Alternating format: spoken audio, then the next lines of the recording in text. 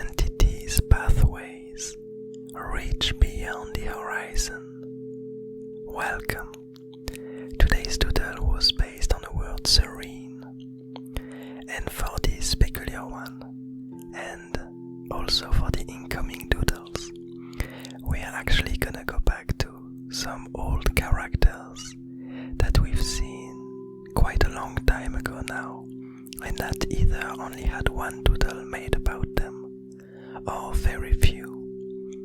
A few of these characters came about for Inktober 2023 and have never been redrawn. But so for this peculiar one, we are finding ourselves with one of these rock people that somehow is wandering around with this really intriguing purple creature, on top of which head stands some kind of illusion world, a world that seems to constantly disappear and recreate itself, a tiny village, a tiny castle, in which extremely tiny entities seem to live. And so, to go back to this peculiar scene and to these peculiar creatures, the first pathway that I drew and that I used was the desertion, which states that entities always part ways.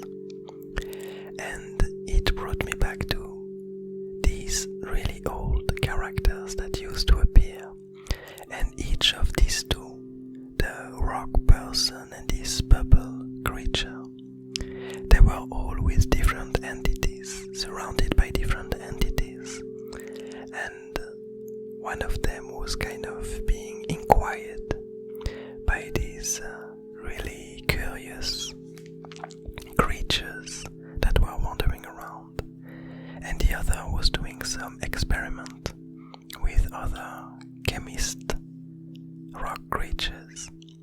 And so now we find them together, far away from their initial place where we first saw them, because a lot of time passed, so I thought that it might be interesting to see them really a while later. So we have not a lot of ideas as to how they ended up being entangled together, but they seem to be really chill with one another. And as for the second pathway that I drew, its title was The Strangled One, and it states that entities get anchored to their environment.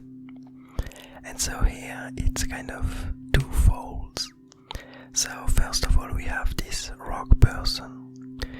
So this second pathway also brought me back to these specific characters, in the sense that the rock person used to be really intertwined with the environment in which it was doing its experiments. And now we see it anchored underneath this sea sand texture, this sea sand material. And above him is this purple creature that is being anchored to the rock person. And we can also notice that, a bit like a previous doodle that was called a nap, we have again all of this mist that is around them, alluding to the fact that it's kind of night time in the Abyss Garden as we find them. And finally the last card that I drew for this doodle, the last pathway that I drew, was called the Fading Ashes. It's a really old pathway. I have kind of a hard time, I mean, not exactly.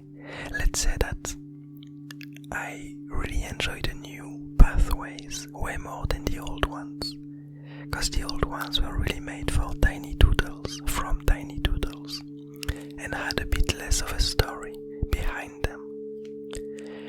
But somehow, even though I feel like I might want to get rid of some of them that don't really match the new ones, I feel like it's important to keep these original ones and not to sense that they are kind of the original building blocks on top of which others got added. And so it makes sense to keep the origin of these pathways as we keep on adding more and more on top of it.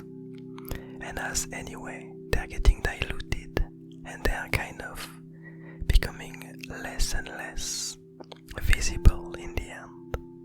But so this third pathway, the fading ashes, states that the past doesn't exist, which actually didn't help a lot in drawing this doodle.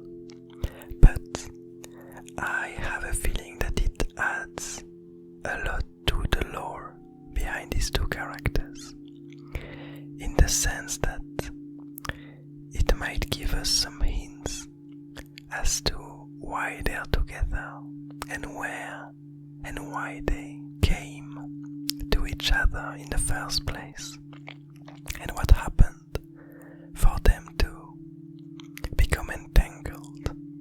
Because we can imagine that both of these characters had issues with the environment they were in and wanted to get away from it, wanted to delete their own past for different reasons.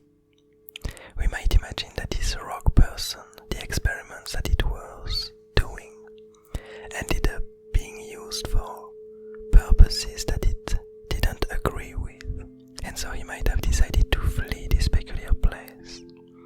As for the purple creature, we might imagine that the reason that led it to create this elusive town, this elusive place, it might have been some kind of intriguing experiment conducted by some creatures that nowadays don't need it anymore. They might have been wanting to create new environments and a new microcosm. But as we see now, this peculiar microcosm seems to be in constant decay and reconstruction, which might be seen as a failure to the ones that wanted to create it.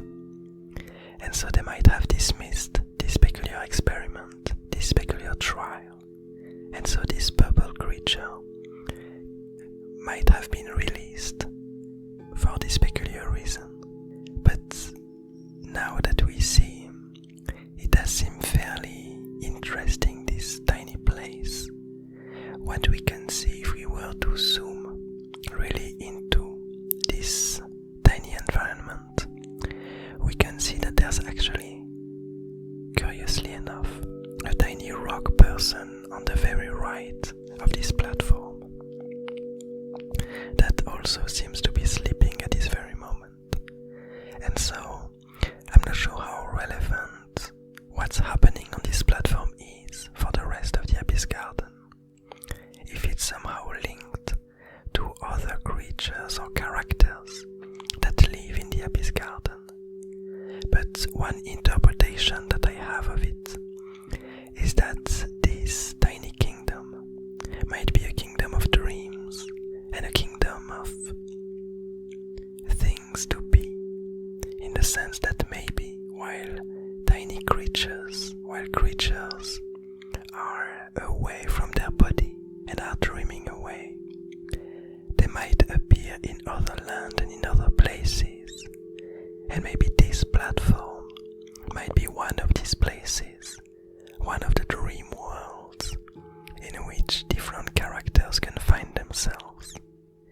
And it would explain why we have this tiny rock right here on top of this platform, while our tiny rock that we see in the doodle is indeed sleeping and wandering into its own dreams. I kind of like this interpretation. I'm not sure yet how true it will turn out to be, but I think it's a nice first interpretation, that maybe this purple creature has been dismissed for not being able to create this specific world that the initial people wanted to create. But in the end, what has been created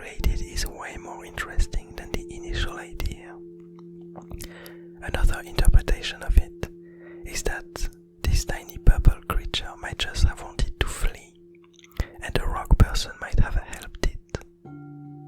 But since we don't have much information about the people that used to surround this purple creature, I think we can't infer much for the moment, and we'll have to wait for the next doodle in which these characters show up, and in hope that it might bring us some new information about their past and how they met. But this might just never happen if we follow this peculiar pathway, the fading ashes, stating that the past doesn't exist. But in the meantime, I hope you enjoyed this